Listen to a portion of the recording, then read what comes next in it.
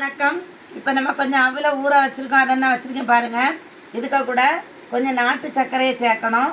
கொஞ்சம் நம்ம நாட்டு சர்க்கரை சேர்த்தா இயற்கையாக நல்லா இருக்கும். அதுக்கு பிறகு கொஞ்சம் தேங்காய் திருவல் இப்படி போடணும் பாருங்கள். கொஞ்சம் கூட போட்டால் நல்லா இருக்கும். இதை என்ன செய்யணும், நல்லா கிளறணும். இப்படி கிளறிக்கிட்டு அருமையாக நம்ம என்ன செய்யணும், இப்படி வச்சுருக்கணும். காலையிலே நம்ம அடுப்பு இல்லாமல் சமைக்கிறதுக்கு ரெடி ஆகிட்டோம். இந்த அவலை மட்டும் ஒரு 10 நிமிஷம் நம்ம ஊற வச்சணும்.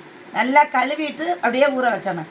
இதை இப்படியே பிடிச்சி நம்ம வச்சோம்னா அழகாக என்ன செய்யும் இருக்கும். அங்கே பாருங்கள், இது இது அழகான நம்ம அவலில் லட்டு செய்திருக்கோம் பார்த்தீங்களா. இதை எல்லாருமே செய்யுங்க, சாப்பிடுங்க, பயன்பெறுங்க.